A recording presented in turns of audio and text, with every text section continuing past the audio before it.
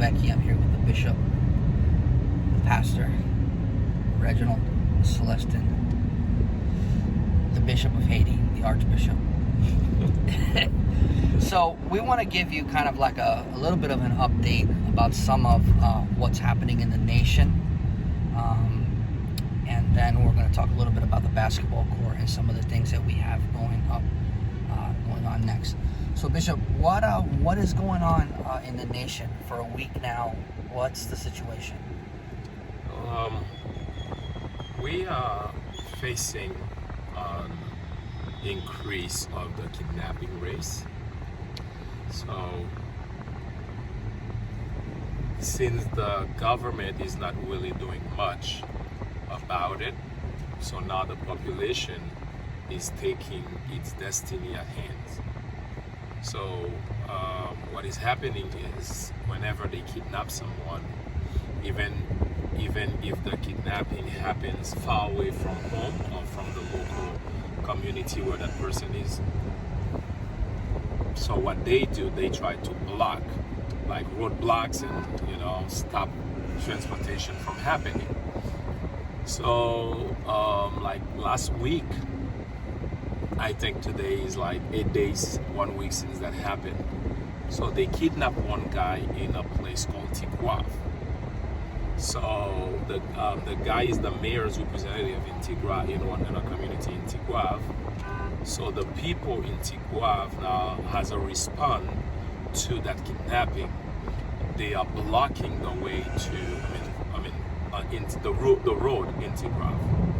But Tigwav, it's a city that leads to Lakai, to Jérémie, to Miragouane, like to 3 departments or states of Haiti. So blocking that area, you're blocking people from, in and out Of the South. Of the South completely. So that's why even though we tried for like 4 days to go to Lakai to dedicate the basketball court, and we couldn't because of that. And this is something that is happening all over Haiti now, and all over Port-au-Prince now. Whenever they kidnap someone, they try to stop, to block the road, like a way for them to protest against kidnapping. So as it relates to kidnapping, right? Have they kidnapped any high-level officials, like people that work for the president? Yes, they kidnapped the wives, the spouse of the head of security of the president. So they kidnapped the wife of the head of the president's security. Is that correct? Yeah, and also they kidnapped one of his bodyguard, and that thing was all over the media. The media, the social media, because that lady that they kidnapped, they filmed her and sent the video to the parents or the relatives, asking for money to act quick, because they said that they don't have a warehouse. They have to act quick to pay the money. So in that video, they showed us like the lady handcuffed, and then they were burning some plastic, and dropping it on our hands. On our hands, exactly. Oh my gosh. Were those women released? Yeah, she got released. They paid the ransom? They paid the ransom, and she got released. So now paying the ransom pretty much encourages them. Would you say that paying the ransom encourages them to kind of keep doing this? Yes, because it's their business. It's a fruitful business. They can kidnap someone. They can make in one day what they would not make probably in a lifetime. Let's say they kidnap you and they ask you for $500,000 and then you end up giving $80,000 or $100,000. So now when these things happen, more people are vulnerable, and also more people now think it's a good business to do. So meaning some gangsters who would not be involved in kidnapping, like when they know that the people are afraid, they are scared, and they are giving the money, then they are getting. So in a sense, maybe a drug dealer would become also a kidnapper if he finds out that it's lucrative. Exactly, and it's good. So then they're recruiting people every time someone pays. Yeah. So it's a really difficult situation because, of course, you would want your friend, your family, your loved one out. Of course, I mean, come on. But then what happens is it continues to feed this monster. Yeah. So what is it like, for now? You also mentioned something about a church. People kidnapped in church on a live stream. Yeah. Let me see. Sunday Easter was on the 4th of April. So on Thursday, it will be Thursday the 1st. Yeah. Oh yeah, now I see. It's like it was on April Fool. Oh my gosh. Yeah. On Thursday the 1st, like 1 mile from our church, there is a Seventh-day Adventist church. They had a 1-week prayer meeting for the nation. And during the service, it was live on Facebook. And one guy stepped in the church with an M16 and a 9mm or a couple of 9mm, and he kidnapped 4 people.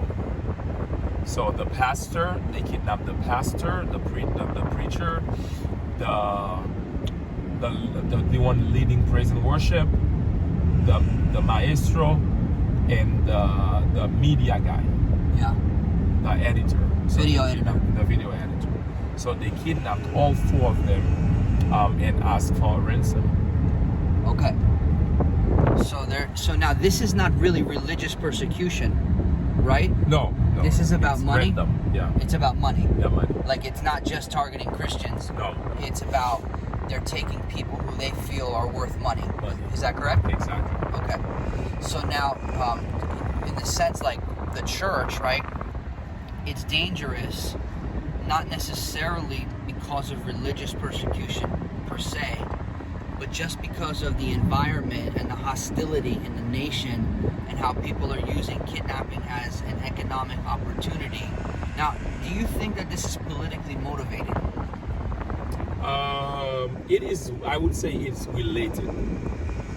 Okay. Because when you got an opposition doing their best, to reverse the government, the president.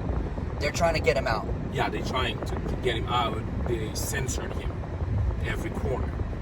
from every corner. So he is censored by the opposition, by the... On the media itself? Yeah, the media, also the opposition. They are really talking every single thing against the president. So meaning, I would not say it started like that, but it's a continuity of what? Of all the previous action that has been taken. Because when you got a country unstable like that, the president would have to leave. But I don't think that he will leave because he is really, really strong and really stubborn. Yeah. No matter what happened, he said he's that pretty gangster. if you want to beat me, go to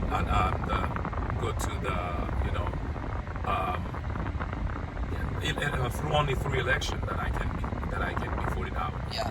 Didn't he tell them that he was stuck in their throat? Yeah, that's what he said. I'm stuck in your throat.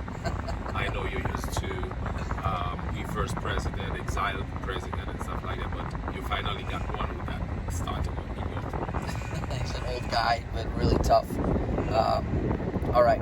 So now, let's talk about some of the victories that we've experienced, because when we were building the basketball court in Cavaillon, right, who wanted to come see what was happening? Yeah, so when we started building, even though it was done, I would not say awkward, but we were supposed to go to the city, to the mayor's office, to declare the construction and to pay for a fine, to pay for a fee. A fee for the, like the building, like a building permit. Yeah. So we didn't do it. But when the mayor heard... Did you forget, or you didn't know about it, or what? I didn't know about it for Lekai. I know it for Port-au-Prince, but since for Lekai, the countryside, you didn't think, is, there's no construction really happening. So, and we were building on a farming land, so I didn't go. But the mayor came and he visited what we are doing. He wanted to talk to me, and then he gave his number to my key man in Cavaillon, and I gave him a call to apologize to him for not being able, I didn't come to his office before, blah blah blah. And he said, no. On the contrary, I'm very happy for what you are doing in our community. If other children of the nation, of the community, would come back and do something, the community would be, good. So he ended up telling us we don't have to pay the fee. So, and I remember one day 3 guys from the tax department, they came, trying to stop the construction, asking us for a permit. And someone called me, and I had to go on site. And while I'm talking to them, and I said, okay, no problem. So I'm not stupid to the point of, trying to do something like that and not having a conversation with the mayor. So I talked to the mayor, and the mayor agreed, and then I told him that I'm gonna call the mayor now. When I called the mayor, they apologized to me and saying that you should have told us that we would not waste our time coming here. So, meaning the basketball court is a great blessing, not just for the people, but to the whole community, to the city. It's like a sign of hope. Exactly, exactly. It's a sign of hope. And since we lay down a vision before the mayor, he knows that we're gonna have a soccer field, we're gonna have like a professional school, several things that we're gonna build in Jesus' name. Exactly. Yeah. So all these things, and to the point where we were while we were building, we faced several difficulties, several things. So we got to a point where after finishing with the slab, so when the Haitian Basketball Federation came to paint the court, and they said that the finishing was not good, so we had to. It was too rough. You did that so people would have grip and wouldn't slip. Yeah. But they wanted it to be a little bit more slick. Exactly. So that they could use it though in tournaments. Exactly. So in reality, by the grace of God, we put the south part, Caballon, on the map so that they could facilitate national tournaments. Exactly. Is that true? Exactly. So that's I had a meeting with the president of the Haitian Basketball Federation. So wow. Yeah, we talked it through and we did. So yeah, but while we were finishing the lines, the estimation couldn't be accurate. So they first of all they asked for 15 bags of cement, until it ended up being 50 bags of cement. 50 extra bags. Yeah. So we got to a point where my contractor wanted to leave because there was no sand, there was no cement, and the mayor facilitated us 25 bags of cement so that the guy would not go. So we had to send him the money later on, but it was a big sign, for the mayor to facilitate. So you found favor with the mayor, Yeah. right? So you found favor with the mayor. The mayor removed the fee to build, the building permit fee. Yeah. And he wound up giving you a bunch of cement and kind of loading it to you, fronting you, so that the project can continue to move forward. That's really powerful. Yeah, that is. Yeah. So now you have favor with the mayor in the city that God has called us to do some building in, and that's a good thing. That's a good thing. They're going to see the kingdom of God come. They're going to see the transformation of a neighborhood. Yeah. In reality, you're talking about a place that there hasn't been a church for 300 years. Pastor Reginald's church, is really the first church in that area in 300 years. I mean, I want you to just kind of think about that. So if you want to talk about kind of like an apostolic breakthrough, I would say that that qualifies. And so there used to be a voodoo priest that used to curse Reginald's, I think it was your grandmother? Yeah. Your grandmother and your mother, right? Yeah, exactly. And the first person that Pastor Reginald baptized there was the grandchild, the grandson of the voodoo priest. So it's very redemptive. It's very powerful. God is really moving there. And for those of you who support We See Jesus Ministries, you're going to have an opportunity to kind of see something built really from the ground up. So he built this building, which is really his house, and they're using it right now as a church building. But there's going to be, now there's a basketball court, and for We See Jesus, our next thing is we're going to be building by the grace of God and through generous support of partners and soccer field, a mini soccer field for younger kids, so that they can come and they can play. And it's another kind of thing where, you know what, if we want to change the world, we've got to invest in the future. And so we got to invest in the next generation, and we got to give kids opportunity. One of the nasty and vicious things about poverty is it's not just a lack of resources, it's a lack of opportunity. And as Steve Stewart has taught us, it's opportunity that unlocks potential. And so when we build a basketball court, it's not just about bricks and mortar and steel.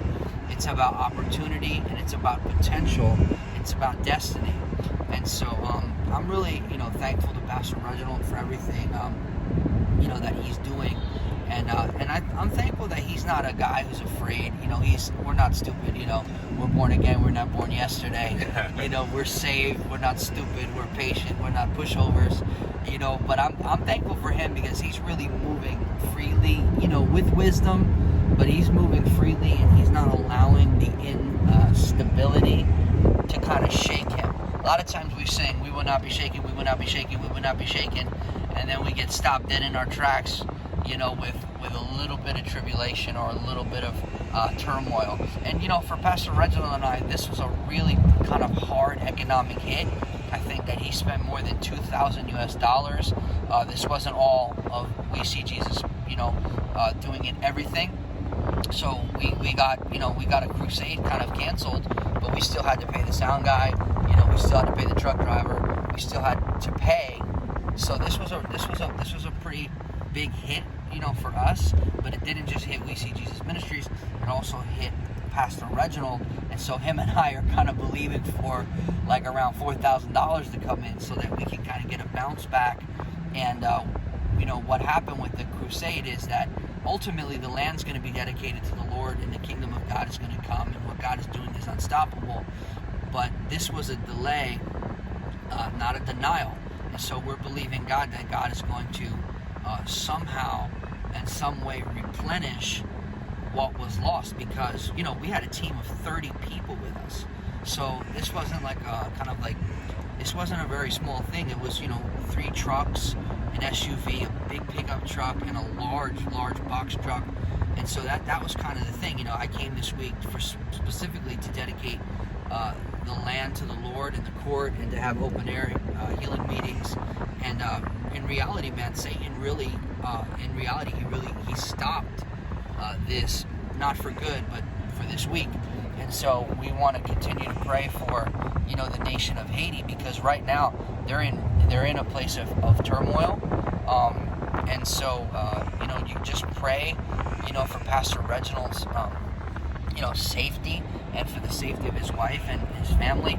But Pastor Reg, is there anything else that you want to kind of say to people in the States and around the world, so that they can kind of maybe understand the reality? Because I've been coming to Haiti since 2009, and the more and more I come, the more I'm like, man, the reality is like an onion. You just keep peeling the onion, and it's pretty crazy. So is there anything that you would want people to understand about the situation? Yeah. So the situation is tough, because already the poverty, the lack of many things that the country is facing. And now we have just added on top of that, the insecurity, the level of insecurity, where, like, I was talking to, since I've been out, I was talking this morning, oh my gosh, to the pastor of the church, and he was telling me about the number of attenders decrease considerably, because people are afraid even to go to church. Yeah, we heard a girl say yesterday, when just to add to that, we were at the resort yesterday. We spent 2 days to rest, right? We were at the resort, and we gave a prophetic word to this young girl, and she opened up to us, and she said that she's scared laying in her bed at night. She's scared. Yeah, that's the state of the nation. Yeah, because now the kidnapping has taken another level, where now you are targeted, and then they would like people would not. We have messages coming to our like social media saying to not open your door to the electrical company, the water company, the internet company, because some people are pretending that they are from these companies, and then when you open your door and then they kidnap you. Like we got to a point of a story about three guys who went to eat in a restaurant, and then while they were eating, after the meal, they asked to talk to the manager just to congratulate him, to encourage him because the food was good, blah blah blah. And they went, they called the guy, and when the guy came, they said, "We're sorry, we wanted to finish eating because we were here for you." So the situation is getting. So they kidnapped the manager? Yeah, the manager, the owner of the restaurant. Where? What restaurant? It's downtown Waterbury. Gotcha. I don't recall where exactly. But, all these stories are coming, that is scaring people. Like last week, one guy, he was coming home in his car, and when he got home, he got some flowers in the back of his car. He parked the car just to get the flowers out before he can drive in. So, and while he went and get the first pot of flower out, and he just saw a motorbike, in front of him, and then two guys get out of the motorbike with their guns and ask him to go back in his car, and then they kidnap him with his own car. Yeah. Oh my gosh! Like people in the neighborhood would just think that he is going out. Two friends come to see him, and he is taking them somewhere, while in reality they were taking him somewhere. So these type of stories are scary for some people. Yeah. And they are.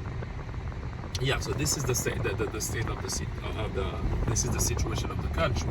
But still, we have a responsibility, to preach the gospel, to bring hope, And not to live in fear. Exactly. What do you want to say to people that have been living in fear? There's a lot of people, bro, that are living in fear. They don't even know it. Because fear is deceptive. Yeah. Fear is a liar, so it doesn't want you to believe you live in fear. Exactly. And it's very sneaky. So my hope and my prayer would be that, we haven't received a spirit of fear. Yeah.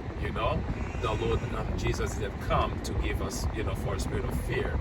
So we need to understand that. So can you tell me on a practical level, if you feel fear, right? Mm-hmm. How do you respond to the feeling, the thought, maybe the spirit of fear? When you get that impulse that goes through your brain, and your brain reminds you of the reality in which we're actually living in, driving through, you're driving through a neighborhood, and you see a Humvee, a police Hummer, and it's shelled with heavy machine gun fire, or you're driving through and you see heavy machine gun bullets, and you're, and what do you do when you feel that? Can you help folks understand? Yeah, I personally, there are two ways. I've been in situations where the fear were real. Like you hear the bullets, you hear the exchange. So this is another level of fear. Yeah. So when I face that, it happens to me a couple times. The first thing I do, I start praying, asking God for the direction. Yep. And I always have the opportunity. Because you don't want to be led by fear. Yeah, exactly. Because fear will get you killed. Exactly. So I calm down and I try to have an overview of the situation, because I don't want to just make a U-turn and get myself trapped in a deeper situation. So I would pray and calm down and seek for God's insight. And usually so you don't respond in feelings? No, because I know my feelings will not heal anything. My feelings will not change anything. The situation is not led by my feelings, so why should I, let my emotions come in? So, but there is the second level of fear, which is fear of what you think that may happen. Yep. Like let's say we are coming from the resort now, going to the airport. So things can happen. Anything can happen. Yep. So I always say that anything can happen, but at the same time it may not happen. So I don't let my brain Entertain it. and exactly. So you cast the thought down, take it captive, make it obedient. Exactly. But how do you do that if the thought keeps coming and saying, okay, now you're in City of Soleil, okay, now you're, look at the bullet holes in the wall, okay, what do you do? Yeah, I personally, the first thing that I do is I have to go home. No matter what happened, I have to go home. I have to go to see my wife, my children, and I have responsibility home. So, like I always pray, saying, God, please, if it has to happen, let it happen after I pass or before I pass. You know, not while I'm in the middle, while I am in the middle of it. You know, so because I know that you have to do what you have to do. I cannot be, you know, I am on assignment. I cannot just say because of fear and stay home. You know, I know the reality. I know things are happening. I know people are really suffering from it. You know, so but at the same time, I have to overcome that spirit of fear that is coming. I'm not stupid to go and you know, like I have taken the decision. I would not go out for no reason. Like I pile up different things that I have to do. So whenever I have to go downtown, you do it all at one time. Exactly. Yeah. Instead of going like 3 times a week. So he's using wisdom and he's not going downtown every other day for no reason. So he'll wait a few days until he has everything he needs to do and hit it all, boom, boom, boom, boom, and come back. So this is a strategic, supernatural wisdom that's also practical, that's also, you know, he's thought it through.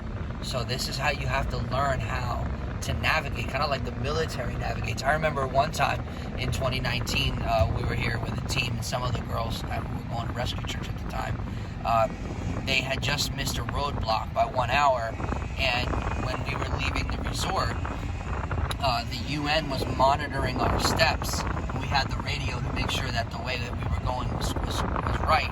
And then once Pastor Reginald got to the airport, he couldn't even go home. He had to go to Petronville, stay in a hotel before it would be safe to even go home. So you have to really be alert in these situations. You have to be sober-minded. You can't live in denial and call it faith, and you can't live in fear and call it wisdom. You have to be alert, and you have to be on point, and you have to be prayerful and not fearful. So yeah, I appreciate that insight. I feel like that's very helpful. We love you. We appreciate you. We thank God for everything that you and your wife do and your team to make it possible for us to kind of move forward in the kingdom and be a blessing to the people. So man, we love you. We appreciate you. Thank you, Pastor Reg. We love you. So I just want to thank those of you who have stayed through and watched this whole thing. This is a Haiti update. This is about the reality of the nation. This is about the projects that we're doing. And if you feel like you want to support the ministry, you can go to WeSeeJesusMinistries.com/give, and you can partner with us monthly. You can write a check and send it to We See Jesus Ministries at 31 Warnicki Place, Little Ferry, New Jersey, 07643. You can even Zelle the ministry at 201-562-6335. We appreciate your prayers. We appreciate your support.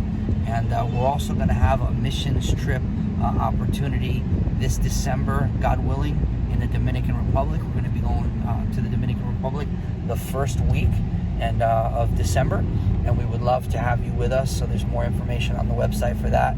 And anyway, well, thanks for sticking with us through this video, and I hope that it was encouraging to you, and I hope it was also informative in terms of how you can pray and how you can understand the reality that is happening in Haiti. Bless you guys.